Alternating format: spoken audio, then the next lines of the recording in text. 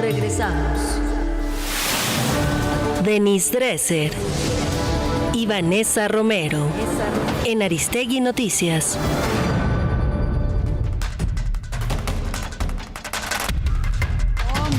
Tómbola es el tema esta mañana para analizar. Vanessa Romero, buenos días y bienvenida, Vanessa, ¿cómo estás? Denise Dresser, buenos días, Denise. Hola, buenos días. A las dos, gracias por estar aquí. Y bueno, tenemos muchos temas, ya hablamos ampliamente y lo seguiremos haciendo del caso García Luna, por supuesto, que es el tema, pues, de temas en este instante con motivo de la sentencia de ayer, pero estamos hablando de una cuestión que ha generado una polémica muy fuerte, que hay ya el anuncio de impugnación de jueces y magistrados contra la tómbola del sábado en el Senado de la República. Han acudido al Tribunal Electoral. Vamos a ver qué tipo de procesamiento judicial se da respecto a la tómbola relacionada con la reforma judicial. Es un conjunto de situaciones sumamente delicadas. Te lanzo el balón, Vanessa, si te parece. ¿Qué decir de la tómbola tan criticada? Se ha dicho que las expresiones más duras, digamos, serían guillotinar a personas funcionarias del Poder Judicial con este ejercicio. ¿Cómo lo interpretas tú? Tengo que decir que lo que vimos este fin de semana con la tómbola que decidió cuáles son las posiciones en órganos jurisdiccionales que dan elección en 2025 y 2027 dejó mucho que desear.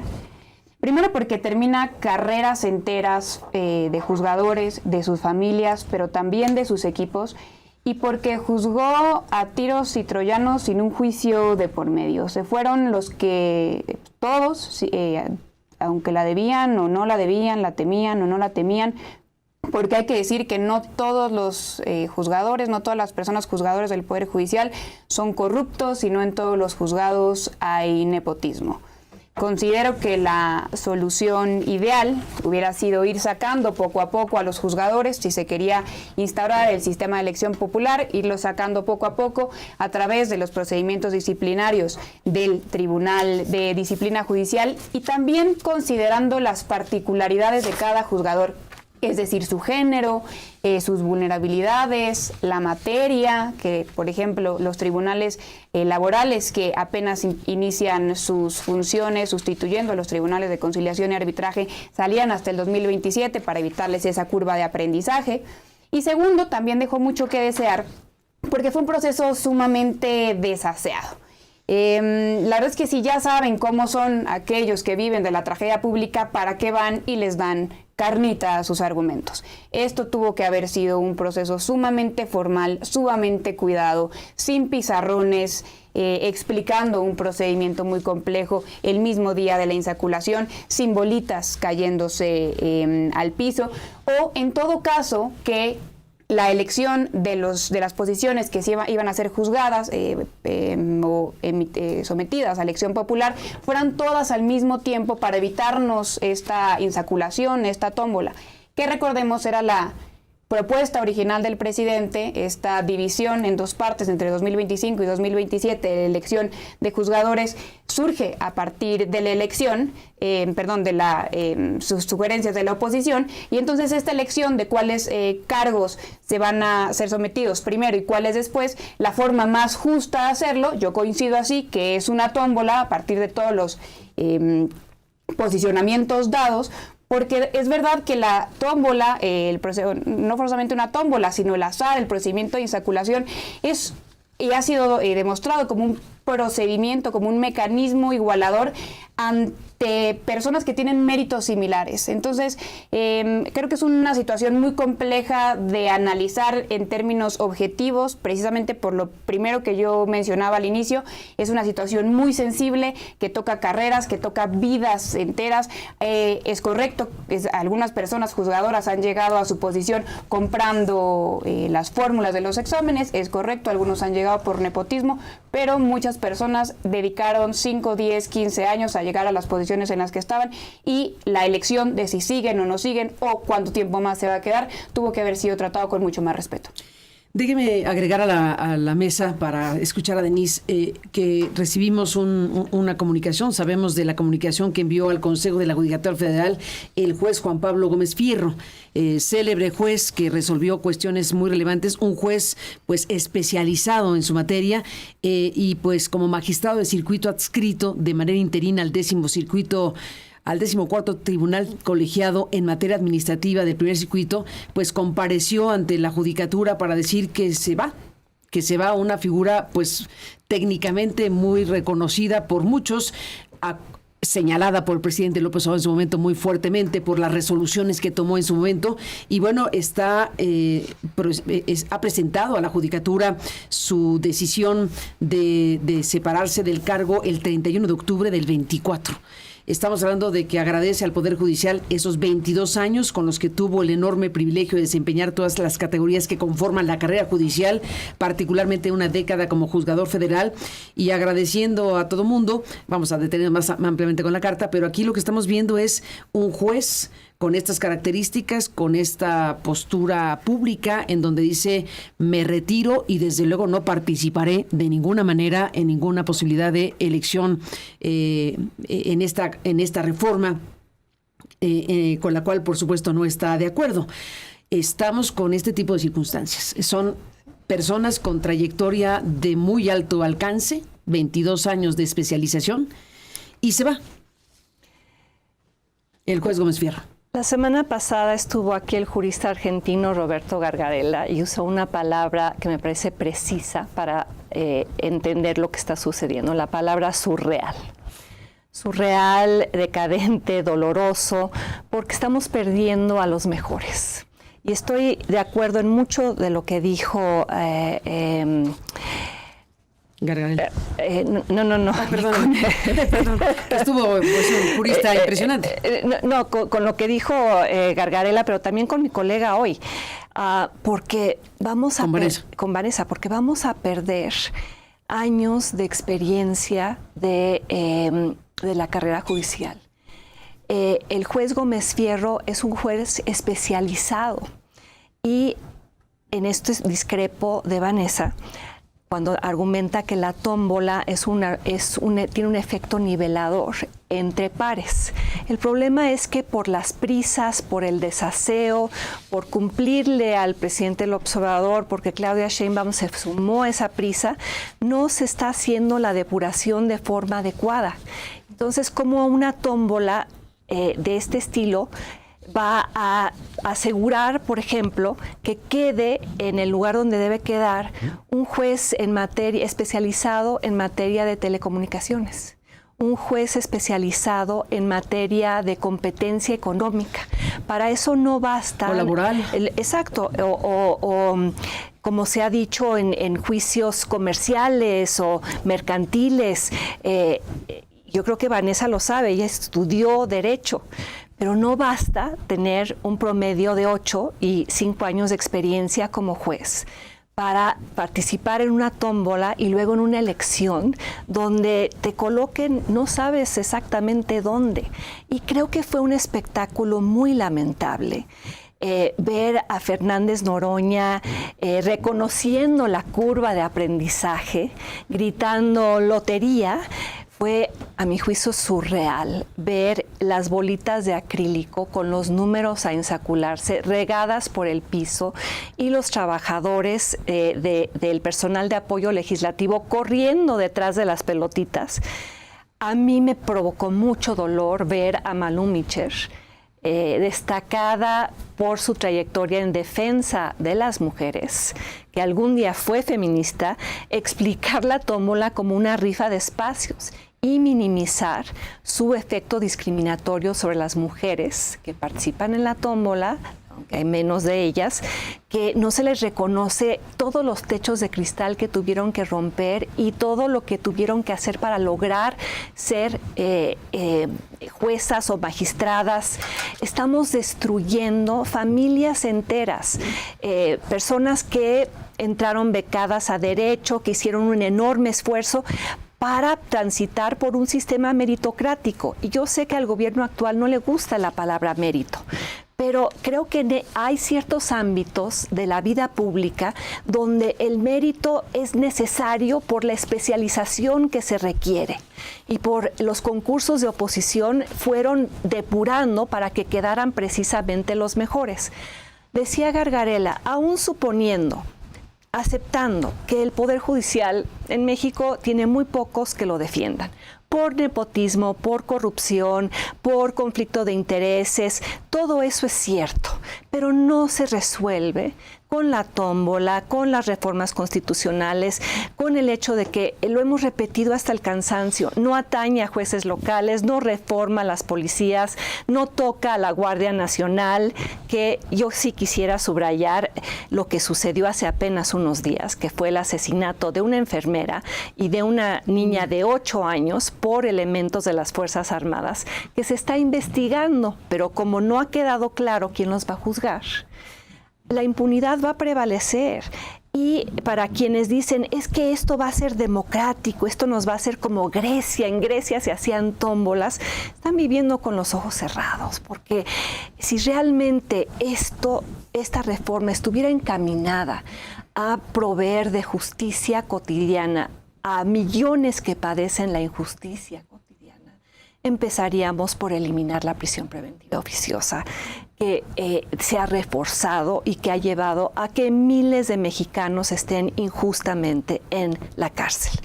Y también agregaría, la tómbola nos convirtió en el hazmerreír del mundo.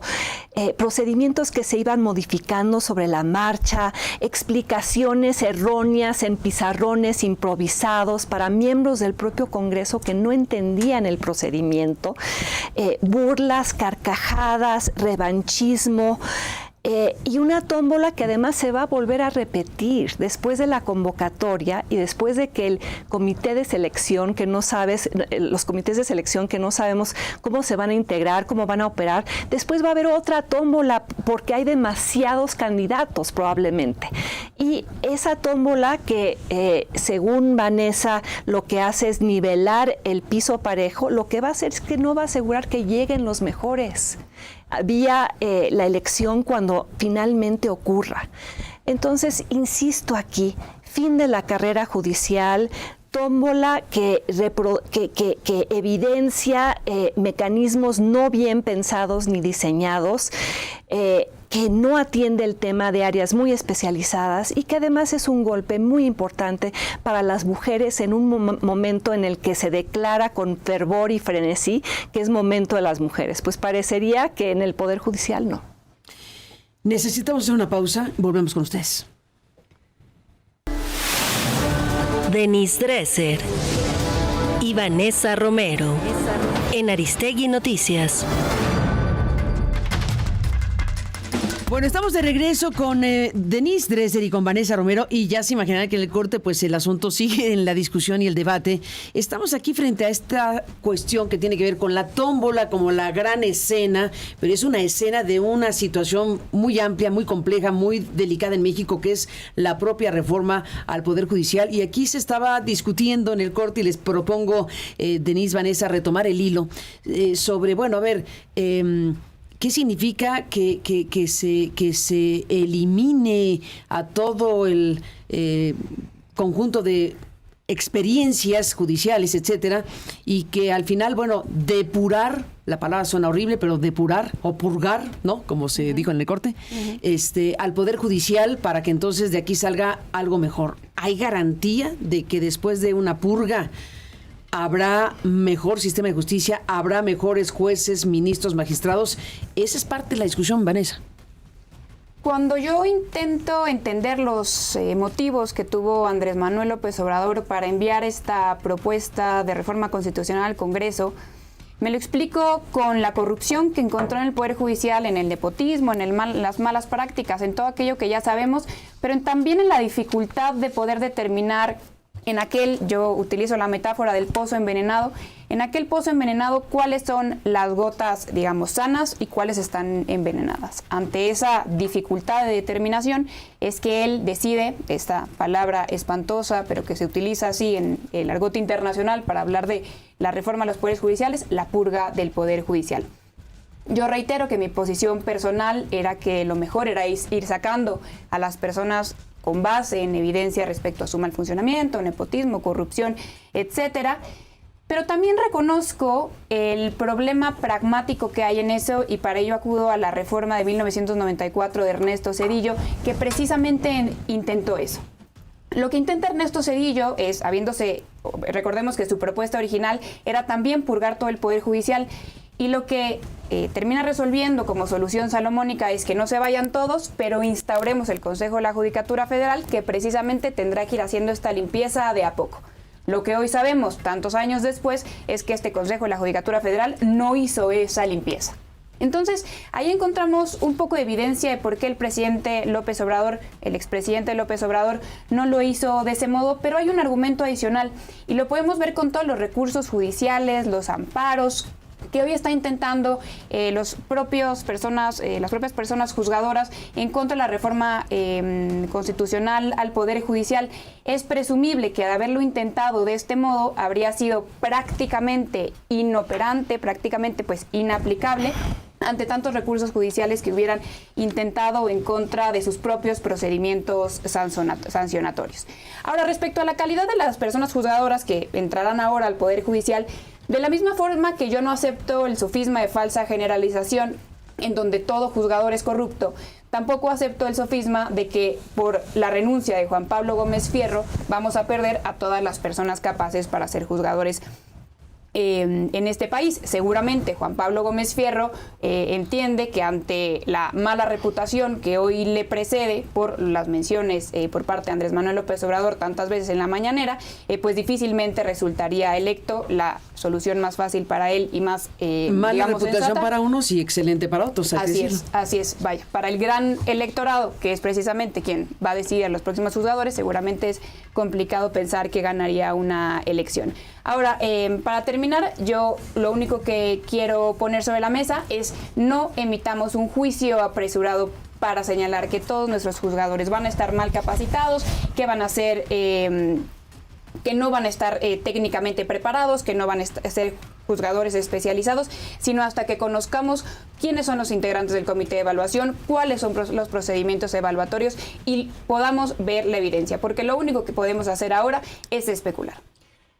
Yo creo que podemos especular con muchos datos, evidencia de cómo procedió el gobierno anterior con respecto a temas en los que sugería que se estaba limpiando, depurando, purgando en beneficio del país. Y en cada una de esas instancias se usaba el argumento de vamos a combatir la corrupción para justificar en esencia el control político. El ejemplo de Ernesto Zedillo me parece un ejemplo tramposo, porque podríamos decir Ernesto Zedillo purgó a la Suprema Corte, pero lo que hizo fue cambiar el método de selección y sí sacar a los previos con la idea de separar a la Suprema Corte de la influencia política del presidente. Y aquí lo que se está buscando precisamente es volver a colocar al Poder Judicial en manos del partido en el gobierno. Y sí, insisto, hay nepotismo, hay corrupción en el Poder Judicial, pero nada de eso se resuelve con las modificaciones que Morena ha impuesto. Y además, vía una reforma constitucional, recordemos, que se consigue a través de una mayoría calificada obtenida de manera reprobable. Me causa hasta gracia que se diga que se va a combatir la corrupción en el Poder Judicial vía esta reforma, cuando uno de los que contribuyó a la mayoría calificada, pues es precisamente el Partido Verde. O sea, y se alcanza la mayoría calificada con el soborno y la impunidad política para Yunes. Con el argumento de la democratización y la limpia del Poder Judicial se está procediendo a la colonización política del Poder Judicial. Con el argumento de la participación del pueblo se avanza a la captura política.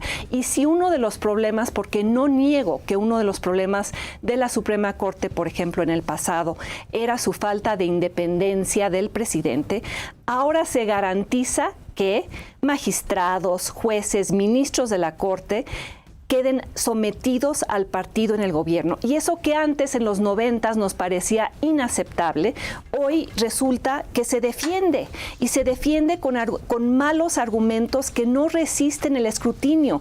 Me alegra que Vanessa piense que eventualmente esto se va a corregir, o la legislación secundaria, o hay que esperar, cuando tenemos evidencia de cuál ha sido el objetivo de este gobierno. Una y otra vez, este gobierno y el anterior. Termino porque me puse a leer sobre la experiencia de Bolivia, que es el único otro país del mundo que elige a jueces por la vía del voto popular. Evo Morales reconoció hace apenas unos años que la reforma al Poder Judicial boliviana había sido uno de los mayores fracasos de su administración, porque no disminuyó la corrupción, no redujo el rezago, no aumentó la confianza en el Poder Judicial, excepto entre sus bases electorales. Pero lo que sí hizo fue construir una Suprema Corte que pavimentó el camino para su reelección y eventualmente para la crisis política que hoy está viviendo Bolivia. Entonces, creo que hay que poner los pies en la tierra y no vivir en esta esperanza de que el gobierno se va a contener, no va a politizar, va a seleccionar a los mejores perfiles. Sí ha tenido la oportunidad para hacerlo y eligió a Yasmín Esquivel, eligió a Lenia Batres, eligió a Loretta Ortiz, que abiertamente se declaran militantes del partido en el gobierno. Entonces, ¿cómo va a ser la justicia para la gente allá afuera? Pues si te acusan de un delito y te inventan pruebas falsas, un juez o una jueza electa por voto popular va a definir tu destino. No sabes si va a tener los conocimientos jurídicos o técnicos suficientes, porque en la convocatoria los requisitos son cartas de recomendación de tus vecinos. No sabes si va a ser independiente del partido en el gobierno o si está ahí por su lealtad, porque el tribunal disciplinario para eso va a existir, Vanessa. Para que si tú das un fallo contrario al gobierno, una persona que está litigando contra el SAT, o incluso yo que he litigado contra el presidente López Obrador por la mañanera, si un juez falla a favor de un ciudadano en contra del gobierno, ese juez va a recibir inmediatamente la represalia del tribunal disciplinario partidista. Lo que sí sabrás como ciudadano es que si terminas encarcelado, que México sigue siendo el mismo México, porque el gobierno tenía la enorme oportunidad de realmente reformar el sistema de justicia, con toda la legitimidad política que le dieron los 36 millones de votos. Y en lugar de eso ha impulsado una reforma que lo que busca es el control político y partidista de la tercera rama del gobierno. Rápidamente, que reconozcamos lo que estamos haciendo aquí es futureando, es especular respecto a la captura política y respecto a la poca capacitación de las personas juzgadoras. Yo reconozco que este gobierno no solo tiene la oportunidad de reformar completo el sistema de justicia, le hace defensorías públicas, justicia de paz, fiscalías, policías. Entonces, esa no es una frase que debería formularse en pasado. Yo no me refiero, para que no se me diga tramposa, yo no me refiero a la purga de la Suprema Corte en tiempos de Cedillo. Me estoy refiriendo a por qué el presidente López Obrador no implementó el mismo sistema propuesto por Ernesto Cedillo en el 94, inicialmente en su reforma, que era sacar a todos los jueces al mismo tiempo e irlos purgando de tiempo en tiempo con el Consejo de la Judicatura Federal. Y lo que sí me parece tramposo es intentar calificar de injusta, de fraudulenta, de corrupta a toda una reforma por el voto de uno de los senadores con el cual se obtuvo. Es reprobable que se haya obtenido por parte la mayoría calificada con el voto de Yunes, por supuesto que lo es. Eso no afecta la calidad de la reforma. Yo no estoy futureando. Los que criticamos la reforma judicial estamos recapitulando sobre cómo este gobierno ha designado perfiles. Y no los ha designado en función de su competencia técnica o su conocimiento. hay una larga lista de designaciones muy cuestionables, que hoy incluso se está debatiendo si Rosario Piedra debería quedarse al frente de la CNDH porque no tenía la independencia suficiente y porque todas las organizaciones de derechos humanos de este país han emitido posturas de crítica a que permanezca en el puesto. Ya di los ejemplos de Loretta Ortiz, de Yasmín Esquivel, todas las personas que han sido nombradas a los órganos regulatorios o las que no se han nombrado, por ejemplo al INAI, se ha insistido una y otra vez, no en competencia técnica, sino en lealtad. Y ha sido explícitamente dicho, lo dijo el presidente López Obrador, y ¿por qué habríamos de pensar que esta reforma al Poder Judicial ahora sí por fin van a insistir en requerimientos técnicos y competencia cuando no es futurear, es describir lo que ha venido ocurriendo en los últimos 6 años y las últimas 2 semanas? Bueno, nos detenemos aquí, se nos acaba el tiempo y mencionaste el tema del INAI, que es otro asunto que aquí se propone discutir con mucha razón. Estamos también frente a esta ya inminencia de la desaparición del INAI y de órganos autónomos. Vanessa, ¿qué dices acá? Mi posición acá es que desaparecer el INAI es posible sin afectar el derecho a la información, inclusive me parece deseable, pero, y resalto el pero, no en este momento del sexenio. ¿Por qué no? Me explico. El artículo 6º constitucional establece 2 cosas fundamentales para la discusión que vamos a tener aquí. Por un lado, el derecho que tenemos a la información es un derecho humano. Y segundo, la obligación por parte del Estado de garantizar el acceso a ese derecho. A partir de esos fundamentos constitucionales y de la Ley Federal de Acceso a la Información Pública, hoy es que podemos pedirle a cualquier autoridad información pública. Y más o menos seguimos para hacerlo el siguiente procedimiento. Asumamos que yo quiero información de la Secretaría de Gobernación. No voy y se la pido al INAI porque el INAI no la tiene. Voy y se la pido a la Unidad de Transparencia de la Secretaría de Gobernación. Lo ideal, la hipótesis ideal, es que la Secretaría de Gobernación me entregue esa información, salvo que sea reservada o confidencial. Si la Secretaría de Gobernación me niega esa información, o si la reserva o dice que es confidencial y yo no estoy conforme con ello, voy con un recurso de revisión ante el INAI. El INAI será quien le obligue a la Secretaría de Gobernación a darme esa información en caso de que tenga derecho a recibirla. A partir de esa realidad, a partir de eso que hoy sucede, quiero complejizar la discusión que solemos simplificar como si fuera dicotómica, INAI o barbarie, o INAI y la desaparición del derecho a la información, con 2 argumentos. Primero, el INAI y su autonomía son una anomalía. En el resto de los países del mundo, en la gran mayoría, no tienen un órgano autónomo en términos constitucionales para garantizar el derecho a la información. Quien resuelve de las negativas de acceso a la información es el Poder Judicial. Eso es lo normal. En México, ante un estado catastrófico de nuestro Poder Judicial, es que creamos un órgano garante del derecho a la información, primero con Fox, un descentralizado no sectorizado, y ahora tenemos un órgano constitucionalmente autónomo. En Estados Unidos, por ejemplo, existe la FOIA, la Freedom of Information Act, que básicamente obliga a todas las agencias de la administración pública a proporcionar la información a los particulares. Si se las niegan, el particular apela a la misma autoridad, ante un superior de la misma autoridad, y si no se la vuelve a dar el superior de la misma autoridad, acude a tribunales. Es verdad que existe un ombudsman en materia de información, pero de ninguna manera tiene facultades vinculantes sobre las agencias de Estados Unidos. Lo mismo sucede en la mayoría de los países, por ejemplo Colombia, que uno tiene que terminar siempre ante una autoridad jurisdiccional para que le garantice el derecho humano a la información pública.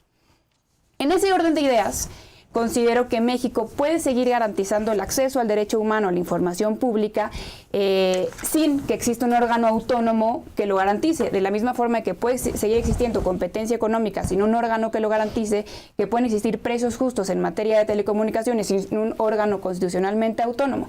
La pregunta en realidad es ¿cómo garantizas la función?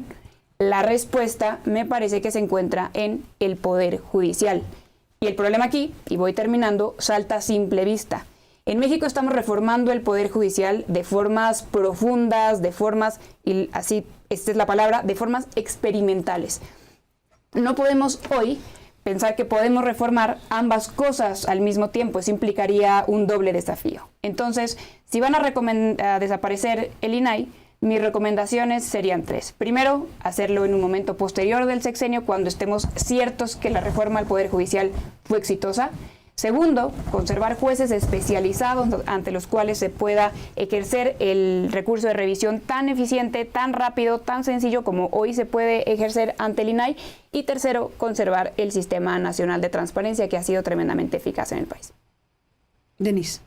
Ojalá que Vanessa fuera asesora del gobierno, porque plantea muy buenas ideas que rutinariamente han sido ignoradas a la hora de reformar este tipo de organizaciones y órganos autónomos.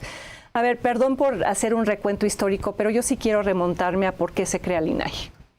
Porque los gobiernos de donde veníamos no querían entregar información pública, que es un derecho ciudadano. Se crea además, impulsado no por el gobierno, sino impulsado por organizaciones de la sociedad civil, impulsado por cientos de periodistas, por el Grupo Oaxaca. Genaro Villamil fue uno de los que estuvo ahí presente en la concepción del órgano de transparencia, porque se pensaba, y espero que se siga creyendo, que el derecho a saber es un derecho constitucionalmente protegido, y que el gobierno no tiene la obligación de darte esa información y no es una graciosa concesión. Ahora, hay que analizar la trayectoria del INAI. Como cualquier institución, tuvo problemas de corrupción, de conflicto de interés, se volvió quizá burocráticamente demasiado grande. Todo eso se podía corregir.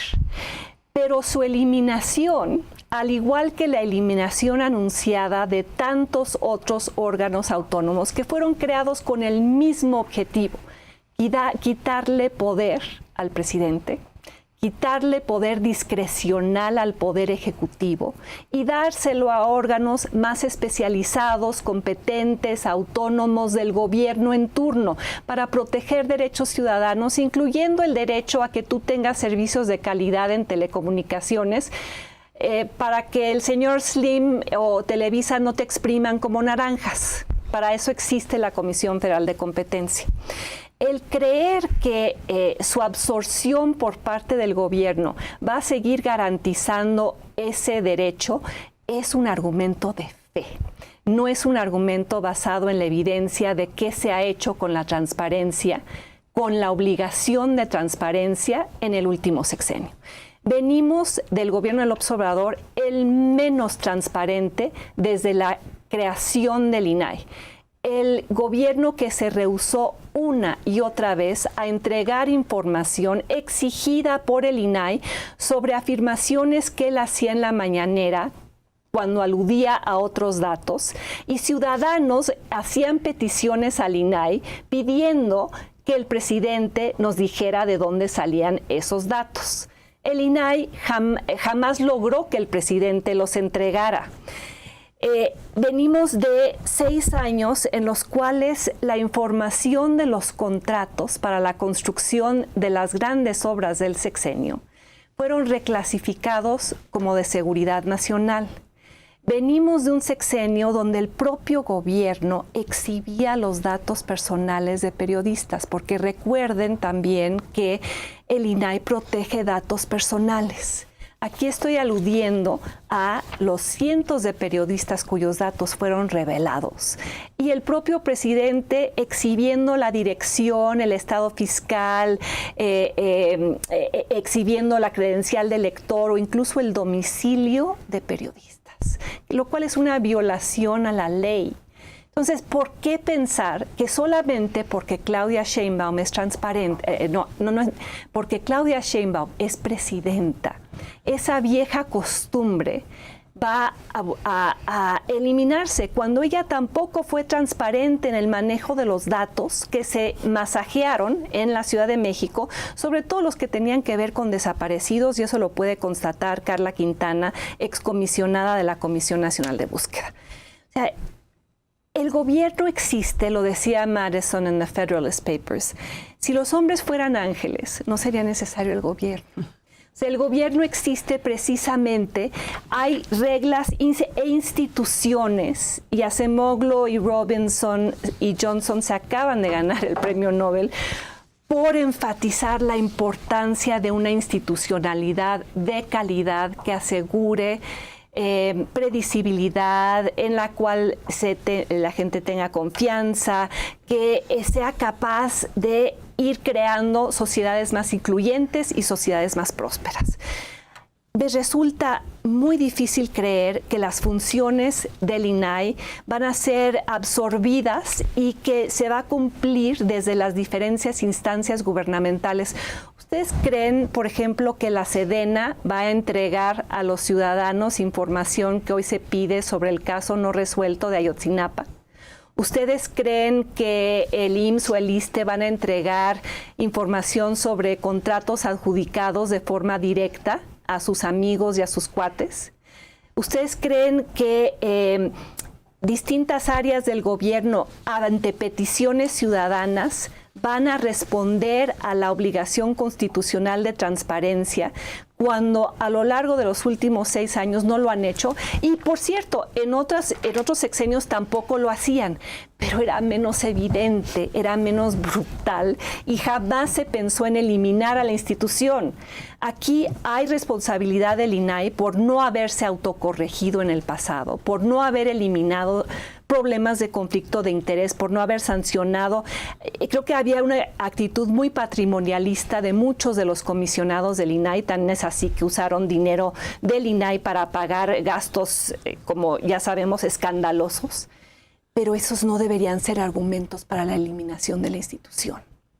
Me parece que, como siempre, desde hace 6 años, el argumento de la corrupción y el argumento de, por ejemplo, la austeridad republicana con el presupuesto del INAI es milimétrico en comparación con lo que se está gastando en otros ámbitos. Son argumentos, insisto, tramposos para absorber funciones que deberían quedar fuera de la competencia del Poder Ejecutivo para proteger derechos ciudadanos. Entramos en la parte final. ¿Cómo cierras tu presencia aquí, Vanessa Romero? Primero, dejar claro que el derecho a la información no se eliminará de la Constitución ni desaparecerá la Ley de Transparencia y Acceso a la Información Pública. Segundo, señalar que efectivamente algunos de los argumentos para la desaparición del INAI que se esgrimen es que es costoso, es que es corrupto, pero no me parecen el argumento central. El argumento central es que se busca que regresemos a ser un Estado normal, que todas esas descentralizaciones, todas esas desconcentraciones del poder... Que regresemos a ser un Estado normal. Un Estado normal. Que lo habríamos sido. Vaya, a lo que prefiero es que regresemos todas las descentralizaciones y desconcentraciones de poder que realizamos en la llamada transición democrática, porque efectivamente no confiamos en el partido en el poder, en el presidente en turno, a un Estado normal en donde no tenga funciones duplicadas, es decir, una función que pueda hacer el Poder Judicial, que puedan hacer tribunales administrativos, y se le estemos adjudicando a un organismo que en su momento creamos precisamente por esa desconfianza en el poder público que hoy los resultados electorales no parecen evidenciar. No me parece que será un argumento de fe darle esa facultad a los tribunales administrativos. Repito, si evidencia el Poder Judicial que es funcional tras esta reforma, no me parece que será un salto de fe. Sí sería un salto de fe dejarle todas las facultades a Raquel Buenrostro y a su secretaría, vaya, que ellos tuvieran la última palabra respecto a la transparencia o a la al acceso a la información pública.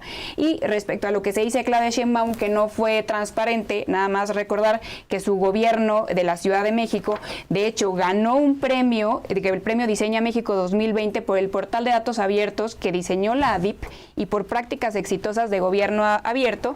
Hoy, en la mañanera, Raquel Buenrostro precisamente señalaba que la nueva Secretaría Anticorrupción y de Buen Gobierno lo que hará es trabajar con esta nueva Secretaría Federal que liderará Pepe Merino para volver a replicar estas buenas prácticas que se tuvieron al frente de la Ciudad de México, y creo que no podemos utilizar el ejercicio de Carla Quintana al frente de la Comisión de Búsqueda porque será un ejercicio federal.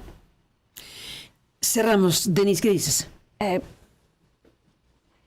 Cuando el presidente López Obrador se molestó por la cifra de desaparecidos con la que iba a terminar su sexenio. Empezó a presionar a Carla Quintana para que ella fuera a hablar con cada uno de los gobernadores y ver la forma en la cual se podía reducir el número de homicidios y desapariciones, no de homicidios, de desapariciones. Esa presión actuó y se ejerció también en la Ciudad de México, donde se cambiaron las cifras. Exaltar un premio a la transparencia no implica que esa transparencia se haya utilizado en ámbitos cruciales como lo son homicidios y desapariciones. Pero finalmente me llama la atención que Vanessa termine diciendo hay que regresar a un estado normal. Bueno, ¿cuándo hemos tenido en México un estado normal? Me imagino que su argumento sería, o el mío es, los estados normales son estados democráticos, transparentes, que rinden cuentas. En México nunca hemos tenido un estado de ese tipo. Aspiramos a él y por eso la creación del INAI. Creo que muchos seguimos aspirando a ese tipo de estado. Pero sí recuerdo que cuando discutimos esto la última vez, Vanessa dijo que la intención de López Obrador y de Claudia Sheinbaum era volver al Estado fuerte revolucionario de 1917 y que los órganos autónomos eran un obstáculo para esa visión. Bueno, a confesión de parte, relevo de pruebas. Adiós, entonces, a lo que se intentó construir para contener el poder arbitrario, partidizado y discrecional, y adiós, entonces, a tus derechos ciudadanos. Pues a las dos, gracias. Nos dejan aquí muchas ideas para seguir discutiendo estos temas.